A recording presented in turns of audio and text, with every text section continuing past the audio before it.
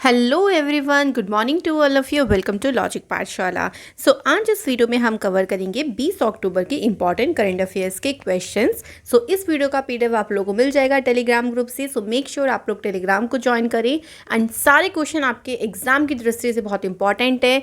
Last में हम revision questions करते हैं कल के, और उसके बाद आप लोगों के लिए क्वेश्चन भी होता है जिसका आंसर आप मुझे कॉमेंट सेक्शन में रेगुलर आप देते हैं, जिसको देख के बहुत बहुत अच्छा लगता है। तो चलिए बिना देरी से शुरू करते हैं एक मोटिवेशन कोट के साथ। आज देखिए, जितनी कड़ी मुसीबतों का आप सामना करेंगे उतना ही मुसीबतों से लड़ने का विश्वास आपके भीतर आ जाएगा। सो कभी भी प्रॉब्लम से डरो मत, उसका सामना करो, क्योंकि डरने से प्रॉब्लम तो देखिए सॉल्व होगी नहीं जब तक आप उसको फेस नहीं करोगे। और जब आप प्रॉब्लम्स को फेस करना सीख जाओगे ना, तब आपके अंदर एक कॉन्फिडेंस आएगा कि अगर मान लीजिए लाइफ में कभी भी कोई भी दिक्कत आएगी, कोई भी प्रॉब्लम आएगी, तो आप उससे लड़ सकते हो, उस प्रॉब्लम से बाहर निकल सकते हो। तो ये कॉन्फिडेंस आपके अंदर तभी आएगा जब आप उस प्रॉब्लम को फेस करोगे। तो चलिए इसी विश्वास के साथ, आत्मविश्वास के साथ वीडियो की शुरुआत करते हैं। क्वेश्चन नंबर पहला देखिए क्या है। इनमें से कौन से देश के जो फॉरेन मिनिस्टर्स हैं उनके साथ मिलकर भारत ने पहली अपनी वर्चुअल मीटिंग करी है? सो यहाँ पे करेक्ट आंसर होगा इजराइल, यूएस और यूएई, यानी option number A is the correct answer. तो 4 कंट्रीज़ हैं जिन्होंने मिलकर पहली बार ये जो वर्चुअल मीटिंग है इसको करा है। तो वेरी इंपॉर्टेंट क्वेश्चन, क्योंकि पहली बार ऐसा हुआ है, आप देख सकते हैं। अगर हम बात करें ये जो मीटिंग हुई है 4 कंट्रीज़ के बीच में हुई है, किसने इसमें पार्टिसिपेट किया है? तो देखो, इंडिया की तरफ से तो इसमें थे external affair minister S Jaishankar, Israel के फॉरेन मिनिस्टर थे यार लेपिड, यूएस के सेक्रेटरी ऑफ स्टेट थे एंटनी ब्लिंकिन, और यूएई के फॉरेन मिनिस्टर इसमें थे शेख अब्दुल्ला बिन जायद अल नहान। तो पहली बार ऐसा हुआ है कि इन चारों देशों ने मिलकर एक कॉमन प्लेटफॉर्म पर जो है वो अपनी एक मीटिंग करी है, अपने जो थॉट्स हैं उनको आपस में शेयर किया है। अब देखो एक एक करके मैं आपको बताऊं। यहाँ पे सबसे पहले बात करें अगर हम इसराइल की, तो इसराइल की बात करते हैं तो capital of Israel is Jerusalem. इसके बाद इसराइल में जो करेंसी चलती है वो इजरायली शेकेल चलती है। सेकंड हमारी यहाँ पे कंट्री थी यूएस, यानी यूनाइटेड स्टेट ऑफ अमेरिका। सभी को पता होना चाहिए कि वॉशिंगटन डीसी इसकी कैपिटल है, और यहाँ पे यूएस डॉलर क्या है, करेंसी है। Third country is UAE. The capital of UAE is what is Abu Dhabi. बिल्कुल सही। और अगर हम बात करें यहाँ पे जो करेंसी चलती है वो कौन सी चलती है, दिरहम चलती है। तो ये सिर्फ कॉमन सी बातें थी, आशा करती हूँ कि आप सभी को इसके बारे में पता होगा। चलिए अगले क्वेश्चन की तरफ आगे बढ़ते हैं। Which country recently join the international solar alliance? भाई हाल ही में अभी कौन से देश ने अंतर्राष्ट्रीय सौर गठबंधन में शामिल हुआ है? So the answer is Israel. देखो, अभी जो इंडिया के एक्सटर्नल अफेयर मिनिस्टर हैं वो इसराइल के विजिट पर गए थे। 17 गए और 21 को ये विजिट ख़त्म होगी उनकी। इसराइल के प्राइम मिनिस्टर और फॉरेन मिनिस्टर के द्वारा उन्हें इनवाइट किया गया था। उसी दौरान ये डिसीजन लिया गया है और इसराइल के द्वारा अनाउंसमेंट करी गई, जिसमें इंडिया के एक्सटर्नल मिनिस्टर ने उनको कॉन्ग्रेचुलेट भी किया है। तो ये आपको ध्यान रखना है। कंट्री कौन सी है हो जाएगी इसराइल, यहाँ पे करेक्ट आंसर है। ओके, आपको इतना ध्यान रखना है इस क्वेश्चन से। आगे देखो अगला क्वेश्चन क्या कहता है। कौन सी country, which country sought USD 500 million loans from India to purchase their crude oil requirement? So कौन से देश ने देखो अपने कच्चे तेल की आवश्यकताओं को खरीदने के लिए भारत से 500 मिलियन अमेरिकी डॉलर का ऋण मांगा है? सो ये कंट्री कौन सी है? तो कंट्री कौन सी हो जाएगी? श्रीलंका हो जाएगी। देखो, ये जो श्रीलंका को लोन दिया जाएगा ना, ये लाइन ऑफ क्रेडिट के तौर पर दिया जाएगा। ठीक है, ये भी आपको ध्यान रखना है। सो करंटली इस टाइम श्रीलंका की अगर हम कंडीशन की बात करते हैं तो श्रीलंका बहुत अलग अलग फॉरेन एक्सचेंज क्राइसिस से गुजर रहा है, बिकॉज जो कोविड का पेंडेमिक चला था उसने यहाँ की इकोनॉमी को बहुत ज़्यादा हिट किया, यानी बहुत ज़्यादा प्रभावित किया। तो उसकी वजह से काफ़ी ज़्यादा फॉरेन एक्सचेंज क्राइसिस यहाँ पे हो रहे हैं, और जो कच्चा तेल होता है उसको खरीदने के लिए जो अमाउंट चाहिए होता है उसके लिए जो श्रीलंका है उन्होंने इंडिया से हेल्प मांगी है। तो इंडिया जो है वो लाइन ऑफ क्रेडिट देगा, कितना? 500 मिलियन USD का। किसे देगा? श्रीलंका को देगा। बात यहाँ पे श्रीलंका की करते हैं। सो कैपिटल ऑफ श्रीलंका की 2 हैं, श्री जयवर्धनेपुरे कोटा और कोलंबो। करेंसी यहाँ पे चलती है श्रीलंकन रुपी। प्राइम मिनिस्टर का नाम है महिंदा राजपक्षा और प्रेसिडेंट अगर बात करें तो उनका नाम है गोटाबाया राजपक्षा। सो ये आप लोगों को क्लियरली ध्यान रखना है। चलिए अगले क्वेश्चन की तरफ आगे बढ़ती हैं। सो नेक्स्ट क्वेश्चन देखो हमारे पास क्या है, कौन सी कंट्री ने टेस्ट किया है अभी हाल ही में 1 ballistic missile off its east coast, मतलब अपने पूर्वी तट पर उन्होंने एक बैलिस्टिक मिसाइल का सक्सेसफुली परीक्षण किया है। बात करते हैं यहाँ पर कि वो कौन सी कंट्री हो जाएगी। So the correct answer is north Korea. Option D यहाँ पे बिल्कुल सही आंसर होगा। देखो ये जो मिसाइल है ना, इसको लॉन्च कहाँ से किया गया है, तो इसे जो सिंपो है उसके आसपास की जगह से इसे लॉन्च किया गया है और वहीं पे नॉर्थ कोरिया ने अपनी सबमरीन्स को भी रखा हुआ है, एज वेल एज जो सबमरीन लॉन्च बैलिस्टिक मिसाइल के लिए उपकरण चाहिए होते हैं वो भी सारी चीज़ें यहाँ पर रखी हुई हैं। तो वहीं पर ही इसका टेस्ट किया गया है। इस मिसाइल को जनवरी में अनवील तो किया गया था लेकिन टेस्ट नहीं किया गया था और इसको ऐसा माना भी जा रहा है कि वर्ल्ड का मोस्ट पावरफुल वेपन है। काफ़ी देखो यूएसए ने एक तरीके से आप कह लो सेंक्शन मतलब मनाई भी कर रखी थी कि इस मिसाइल का टेस्ट नहीं करेगा नॉर्थ कोरिया। थोड़ा सा यूएस को डर था कि इतना मोस्ट पावरफुल वेपन है और ये टेस्ट कर लेंगे तो इनके पास भी वो सारी की सारी चीज़ें हो जाएंगी। तो ये थोड़ा सा इसका पॉइंट ऑफ व्यू ध्यान रखिएगा यूएसए की तरफ से, बट यहाँ पर नॉर्थ कोरिया के द्वारा इसको सक्सेसफुली टेस्ट किया गया। आगे है देखो, कौन सी कंट्री होस्ट करेगी young leaders from 75 democracies under the initiative Gen next democratic network. तो इस इनिशिएटिव के तहत कौन सा देश है जो 55 लोकतंत्र के युवा नेताओं की मेजबानी करेगा। सो ये कोई और नहीं, ये करेगी इंडिया। तो India is the correct answer. ये जो इवेंट होगा देखो ये नवंबर के टाइम पे ऑर्गेनाइज होगा। इसको प्लान किसने किया है, तो इसको Indian council for cultural relations ने प्लान किया है। इसका जो पहला बैच है, क्योंकि इसका इनॉग्रल ही हो रहा है, पहली बार ये हो रहा है, तो इसमें फर्स्ट जो इसका इनॉग्रल बैच होगा उसमें Bangladesh, Chile, Sri Lanka, Indonesia, Japan, Zambia, तो ये सारी कंट्रीज जो है वो इसमें इनके लीडर्स इसमें पार्टिसिपेट करेंगे। और इस इवेंट को इनॉग्रेट किया जाएगा लोकसभा के स्पीकर ओम बिरला के द्वारा। तो क्वेश्चन बहुत छोटे छोटे वन लाइनर में बन सकते हैं कि भाई ये जो पूरा का पूरा इवेंट होगा इससे बताओ इनॉग्रेट कौन करेगा, ये आप लोगों से पूछ सकते हैं। ठीक है, ध्यान रखिएगा। तो 25 नवंबर हो गया है, बट यहाँ पे आपको ध्यान रखिएगा कि ये नवंबर में भी कब होने वाला है, 25 नवंबर की डेट है। इसके पीछे का ऑब्जेक्टिव क्या है, इसका मतलब ये है देखो कि इंडिया का जो रिच डेमोक्रेटिक कल्चर है उसके बारे में जो यंग लीडर्स हैं उनको बताना और ये कॉम्प्रिहेंसिव आइडियाज़ देना कि किस तरीके का यहाँ पे कल्चर है, कैसा यहाँ पे एनवायरनमेंट है, और इनके सभी के बारे में उन यंग लीडर्स को सारी की सारी इन्फो प्रोवाइड करना, ये इसके पीछे का जो है वो उद्देश्य है। आगे है देखो, नासा ने अपना पहला एक मिशन लॉन्च किया है जो कि क्या काम करेगा, जुपिटर का ट्रोजन एस्ट्रॉयड है, बृहस्पति के ट्रोजन शुद्ध ग्रह का अध्ययन करेगा। बताना है यहाँ पर कि इस मिशन का नाम क्या है, तो देखिए इस मिशन का नाम है ल्यूसी मिशन। ठीक है, ये पूछ सकते हैं कि ल्यूसी मिशन कौन से जो प्लैनेट है उसके ट्रोजन एस्ट्रॉयड के अध्ययन करेगा, तो ऐसे भी पूछ सकते हैं जुपिटर। अच्छा, जुपिटर यानी बृहस्पति, ये हमारे सोलर सिस्टम का सबसे बड़ा प्लैनेट है, ये भी आपको ध्यान रखना है। अब इस जो ये पूरा मिशन है इसे लॉन्च कहाँ से किया, तो ये जो लॉन्च होगा ये एटलस वी रॉकेट के द्वारा कैप कैनरेबल स्पेस फोर्स सेंटर जो कि फ्लोरिडा में है वहाँ से इसे लॉन्च किया गया। ल्यूसी मिशन नासा का पहला सिंगल स्पेसक्राफ्ट मिशन है पूरी हिस्ट्री में जो कि एक्सप्लोर करेगा अलग अलग एस्ट्रॉइड को, तो ये भी आपको ध्यान रखना है। अब देखो यहाँ पे बात आती है नासा की।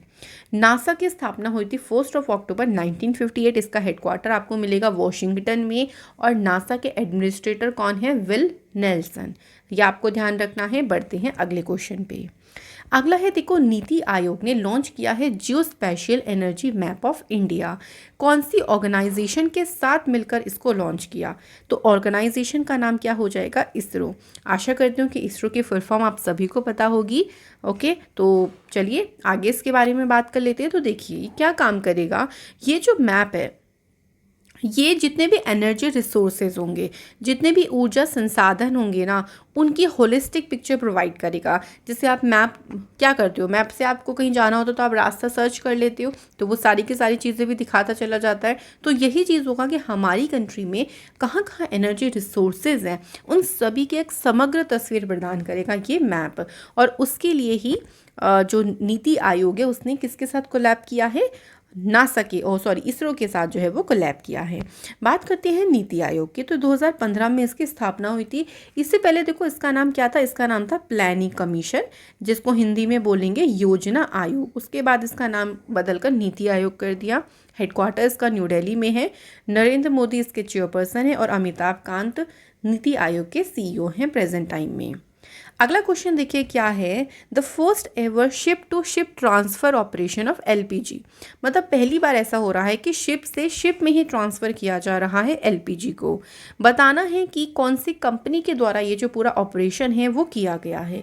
सो कंपनी का नाम है भारत पेट्रोलियम कॉरपोरेशन लिमिटेड। अच्छा, ये जो ट्रांसफ़र हुआ है, पूरा ऑपरेशन हुआ है, ये कौन से पोर्ट पे हुआ है, ये आप लोगों से क्वेश्चन बन सकता है। मतलब कौन से बंदरगाह पर हुआ है, तो कोलकाता का श्यामा प्रसाद मुखर्जी पोर्ट है, वहाँ पर ये जो ऑपरेशन है वो हुआ है। सो वेरी इंपॉर्टेंट, कंपनी कौन सी है, भारत पेट्रोलियम कॉरपोरेशन लिमिटेड। और ये एक महारत्ना कंपनी है जिसका हेडक्वार्टर मुंबई में है और इसके चेयरमैन कौन है, अरुण कुमार सिंह। अगले क्वेश्चन की तरफ बढ़ते हैं। दुबई ने साइन किया है, देखो एक समझौता, किस चीज़ के लिए, टू बिल्ड इंफ्रास्ट्रक्चर, कि वहाँ पे जो बुनियादी ढांचा है उसके निर्माण के लिए दुबई ने अभी कौन सी स्टेट या यूटी भी हो सकता है, उसके साथ एक समझौते पर हस्ताक्षर किए हैं। सो यहाँ पे आंसर हो जाएगा जम्मू एंड कश्मीर। सो देखो पहली बार ऐसा हुआ है कि दुबई ने अपना इन्वेस्टमेंट या फिर आप कह लो कि फॉरेन गवर्नमेंट ने इन्वेस्टमेंट किया एक सेंसिटिव रीज़न, क्योंकि जम्मू कश्मीर का जो रीज़न है थोड़ा सेंसिटिव है, रीज़न है, आपको पता है कि किस वजह से। तो दुबई क्या काम करेगा, वहाँ पे इंफ्रास्ट्रक्चर बिल्ड करेगा, जैसे कि क्या क्या चीज़ें, जैसे इंडस्ट्रियल पार्क या फिर आईटी टावर्स कह लो, या वहाँ पे मेडिकल कॉलेज बनेंगे, मतलब ये सारी चीज़ें बनेंगी, स्पेशलिटी हॉस्पिटल बनेंगे। तो जितनी भी चीज़ें बुनियादी जो कि एक तरीके से आप कह लो कि ढांचा होती है, हमारा बेस होता है, उन सारी चीज़ों को डेवलप करने के लिए ही दुबई ने ये एमओयू साइन किया है जम्मू कश्मीर की गवर्नमेंट के साथ। अब जम्मू कश्मीर की बात आती है तो देखो इधर आप मिलेगा जम्मू कश्मीर और यहाँ आपको मिलेगा लद्दाख, ठीक है। जम्मू कश्मीर को हेवन ऑफ इंडिया बोला जाता है और इंडिया का ये नॉर्दर्न मोस्ट स्टेट भी है। अब तो यूटी बन गया है, इसको स्टेट नहीं बोलेंगे, ठीक है, दोनों ही है वैसे, जम्मू कश्मीर और लद्दाख। और ये लार्जेस्ट प्रोड्यूसर भी किसका है, सेफ्रॉन का है, यानी केसर का है। यहाँ का स्टेट एनिमल कौन सा है, कश्मीर स्टेग। यहाँ पे स्टेट बर्ड है ब्लैक नेक्ड क्रेन और स्टेट फ्लावर कौन सा है, सेक्रेट लोटस, ठीक है, तो ये आपको ध्यान रखना है।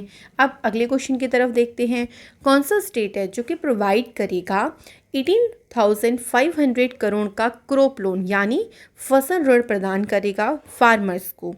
तो स्टेट यहाँ पे बताना है, तो स्टेट यहाँ पे हो जाएगा राजस्थान।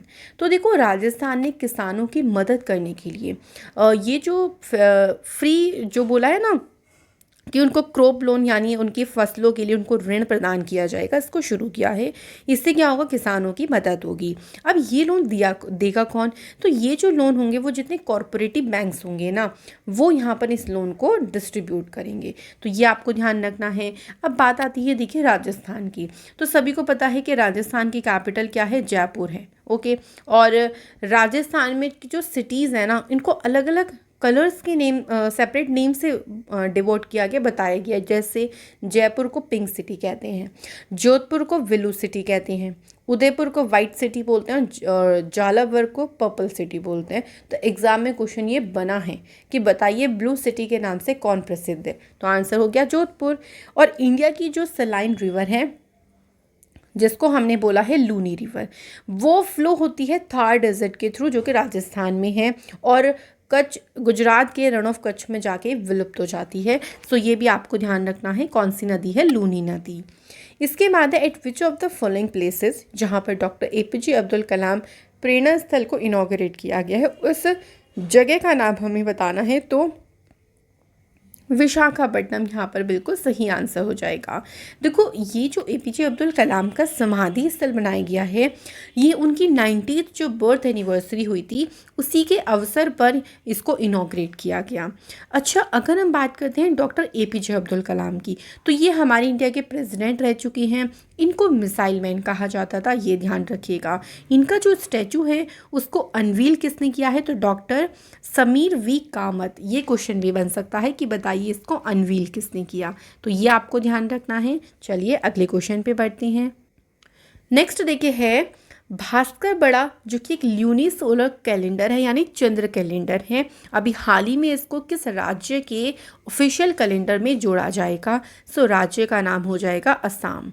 ठीक है, असम में देखो जो करेंटली गवर्नमेंट यूज़ करती है वो साका कैलेंडर और ग्रेगोरियन कैलेंडर यूज़ किया जाता है।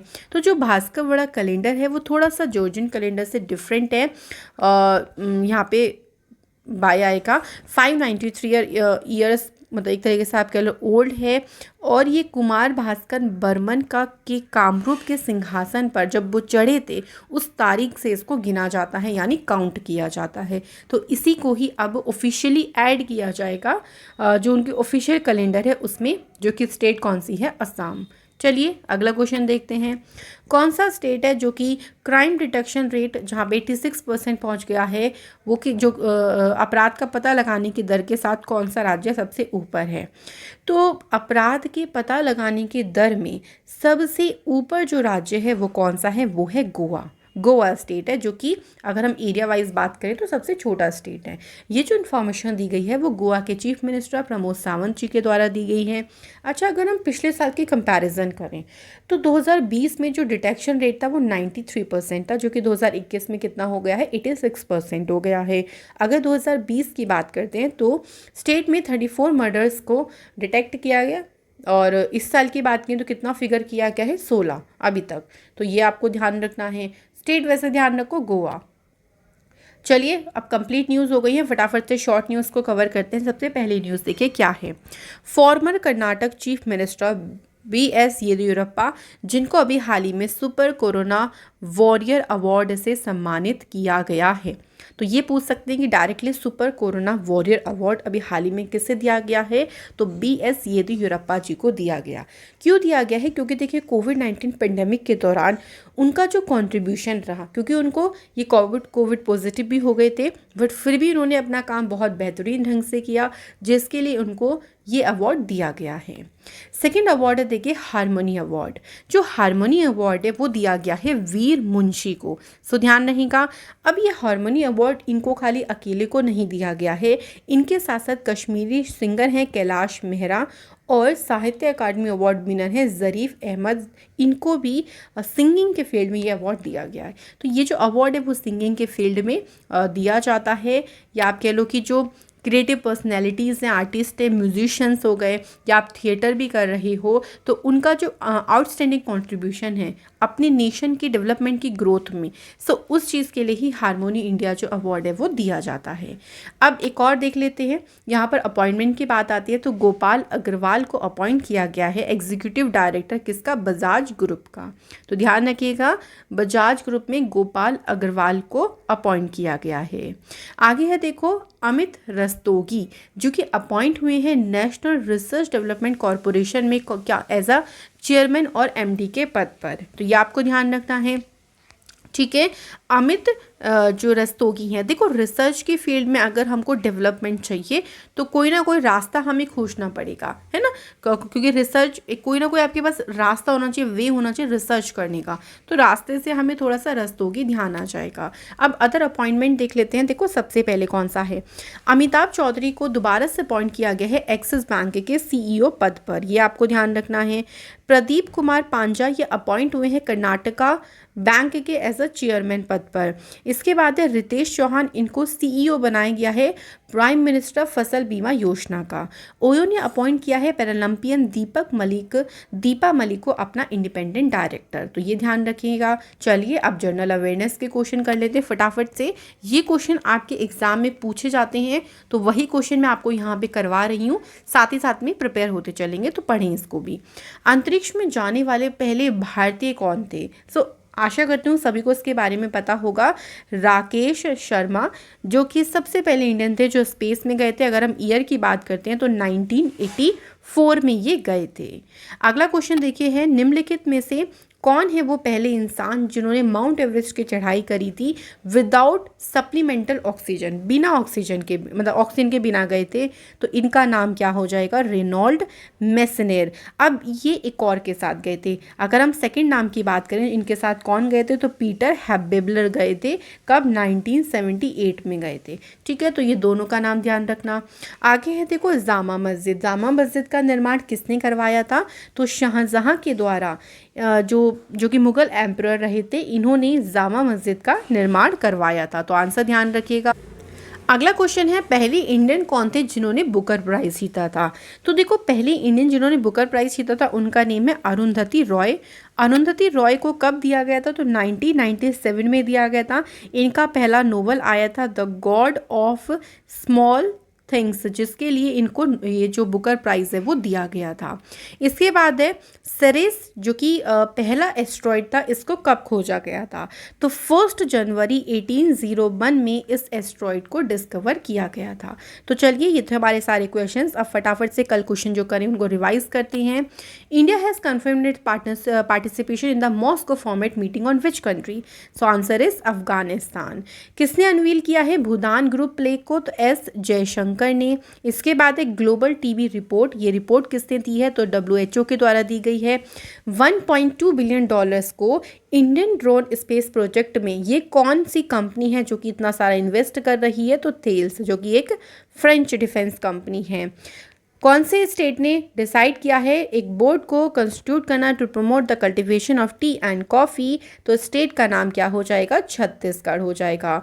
आगे क्वेश्चन कहता है द इंडियन गवर्नमेंट ने डिसाइड किया है कि माउंट हैरियट का नाम करके माउंट मणिपुर किया जाएगा। माउंट हैरियट ये कहाँ पे है, तो अंडमान निकोबार में। चीफ सेक्रेटरी कौन से स्टेट के हैं जो डाक सेवा अवार्ड को जिन्होंने प्रेजेंट किया है, तो Telangana. Chamba chappal, Lahauli native socks and gloves, ये कौन से स्टेट हैं जिनको हाल ही में GI टैग दिया गया, हिमाचल प्रदेश। हाल ही में किसको लाइफ टाइम अचीवमेंट अवार्ड दिया गया है, तो डॉक्टर विवेक लाल को ये जो अवार्ड है वो दिया गया।